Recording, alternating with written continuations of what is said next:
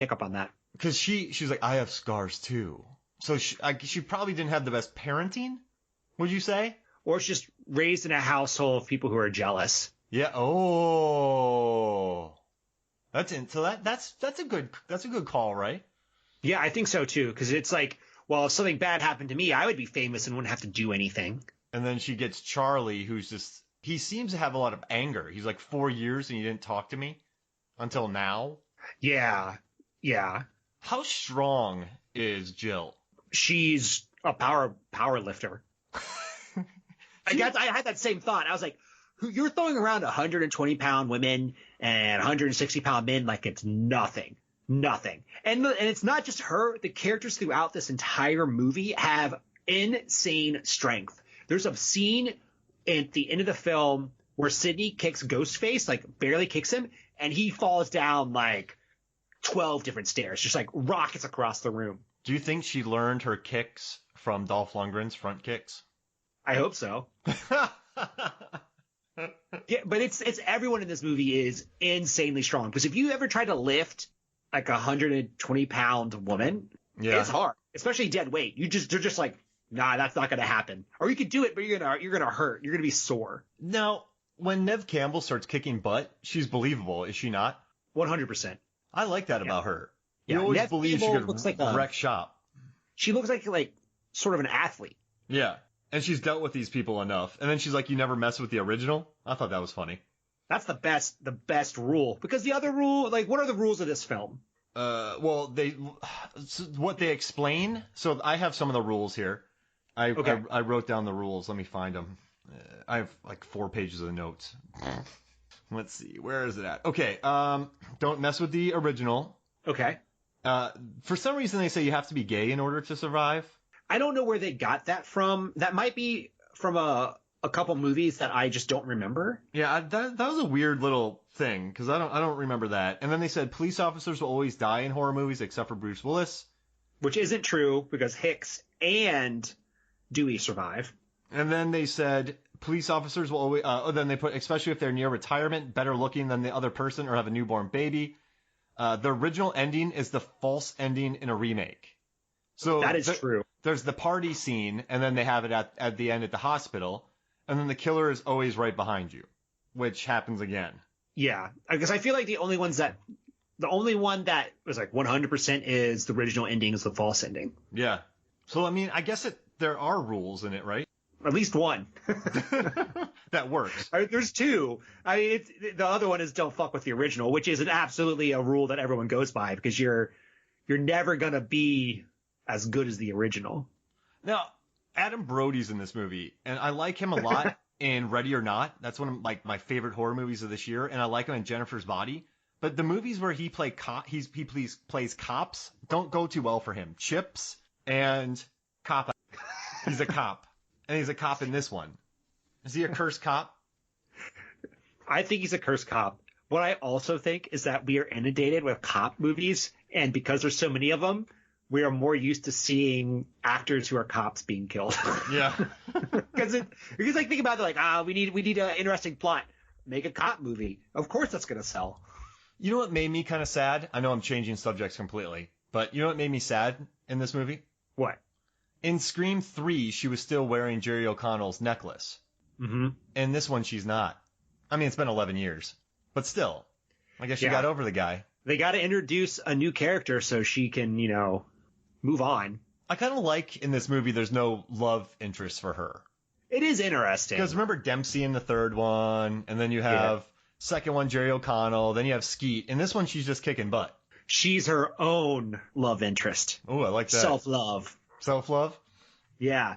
Come to terms with who she is, and she's a woman who's going to kick your ass. So, did you ever think who's killing in this movie or no? Like, who's doing the killing? Which one of them? Yeah, I absolutely did. Let me scroll up to where my notes about who the killer was, because I was taking notes about it. Okay. I thought the killer was the kid with the camera. Yeah, camera kid. Yeah, but I realize that's like too on the nose, isn't it? Yeah. I also at one point thought it was her two friends, Kirby and Olivia, but then Olivia died. I Yeah. was like, oh. So how about you? Oh, who did I think the killer was? Yeah. When I go into these movies, I know this sounds weird, but I never try to figure it out.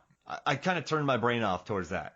So I don't think I knew who the killer was in this film. That's half the fun for me is like trying to put together because it's a bunch of red herrings. You know, at one point they had Hicks in the dark shadow, the light. Yeah. They had the mother say, "Well, I have scars too." There's all these like little things we're trying to throw you off that I like thinking like, is this actually the bad guy? And then Because if you think back to the first film, they did that with Randy when he was making the speech inside the Blockbuster. There's a scene with a Dutch angle with Skeet Ulrich, even though he turned out to be the killer. Like they broadcast who the bad guy is. Maybe that'd be interesting, just the Dutch angle your killer early. So then people are like, he's not the killer because they're trying to make us think he's the killer. He or she's the killer. Yeah, you just do it with everyone. There's Dutch angles Cindy. everywhere. Then you would end up with Thor, the original Thor.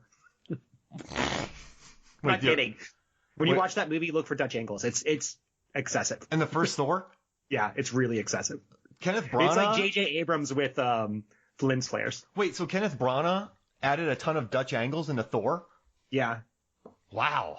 That's when I first saw that movie. That's the first thing I thought of. I know it's extremely weird, but I was like, man, I can't watch this movie again. Did Sam Raimi direct it? They should call him Raimi, The Raimis? The Raimis. Because he's the one who helped make Dutch angles huge. Right? The Raimi angle. I would argue it's the Dutch, but and they're like, they're modern, like postmodern 1930s. Wait, the German expressionists, like in the 20s. It's from German expressionism. Yeah. I mean, they had the really off-kilter sets on purpose. You think like Caligari and stuff like that. Yeah, the Somnambulist and Caligari. So but they were more about off-putting sets. Did they have the camera at the angle, or were the sets built? They used the camera angles as a way to interpret the confusion happening with the protagonists. Well, that happened 100 years ago. So let's just call it the Raimi angle. Yeah, and here's the only reason I know that, because I was a film major in my undergrad, or film minor in my undergrad, and I watched The Cabinet of Dr. Caligari like 4 times. Like every other class was like, time to watch this silent German expressionism film. And I was like, I love it. Good thing I love it, because I would go crazy if I didn't. Yeah, I wanted to I showed my students Nosferatu, and they dug that. But I think the Cabinet of Dr. Caligari is better. For me, the story behind, so I was also teaching film history. So the story about how they but how Murnau absolutely ripped off Bram Stoker's because he couldn't get rights to it. For me, that was much more of a teachable lesson for my students, if that makes sense. I was able to kind of teach them about how people have been ripping off movies and books forever. You don't steal, or if you're gonna steal, change it up so much that it looks like Ghost Ship. And then, exactly. Call back. And then Ghost Ship. And then they got rid of almost every Nosferatu copy. A few survived, and now it's considered a classic. And Willem Dafoe played Max Schreck, which you also covered. Oh, I love that movie. I love it. If he doesn't get an Oscar for The Lighthouse this year after not winning for Shadow the Vampire and the Florida Project, I'm just gonna be like, oh, it's the Oscars. That's about right. Yeah, but I'm really excited to see that movie. I just haven't yet. It's on my list, and I think I'm going to have to wait for it to come out on Amazon before I actually do it. It's my wife's favorite movie of the year. Oh, no, she loves Apollo 11 and The Lighthouse.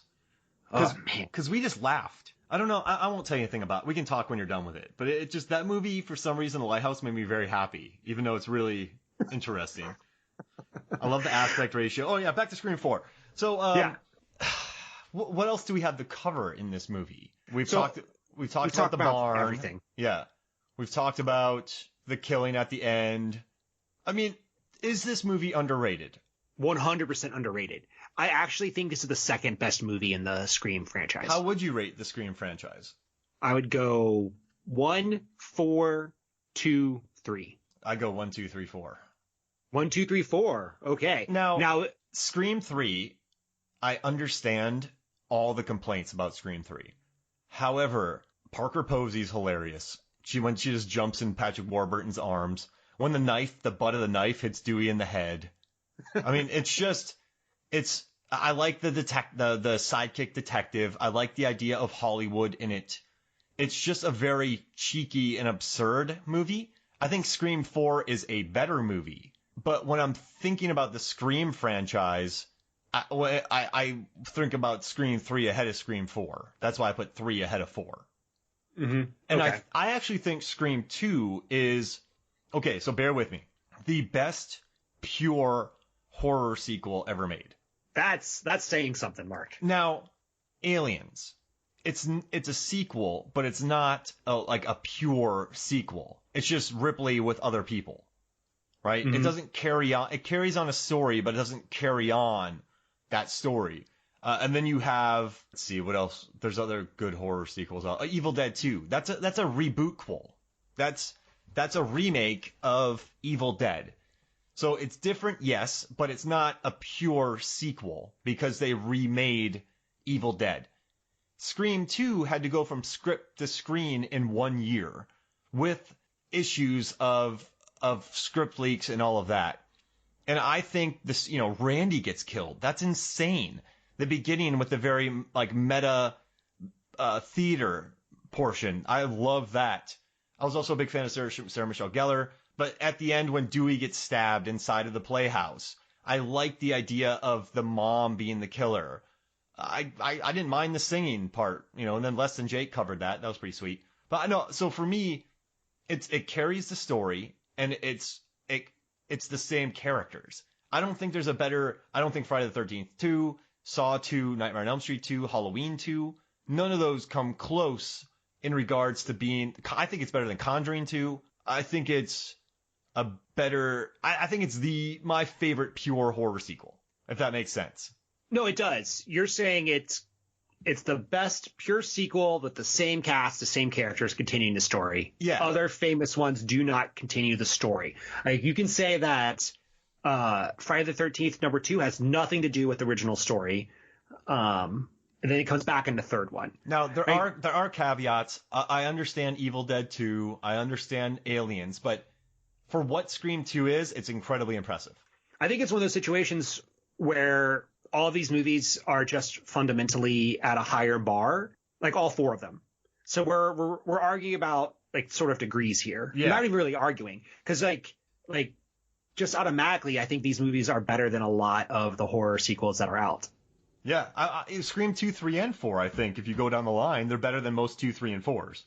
Yeah, exactly. Yeah. So that's because you have Wes Craven. I mean, come on. It's a good thing, though, that P. Pose is in Scream 3, though. P. Pose is the king of third horror films. Blade Trinity, Scream 3. She just does what she wants. That's what I love about her. She's like, I'll be in a horror movie. I'll be in a comedy. I'm going to be in Lost in Space. She just does whatever she wants, and that's what makes her awesome. Dude, the P-Pose. You don't mess with her. No, well, this is fun, man. Thanks for recommending Scream 4 to me. Oh, wait, we got to do the draft. We got to do 2 things we need to do. Oh, yeah, we do. What do we got? So the first one is Scream 5. Okay.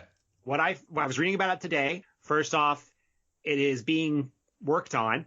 And according to an article that came out yesterday, Neve Campbell doesn't know much about it, but she has not been contacted. Do you think they're going to do a reboot, a remake, a requel, a squeakquel?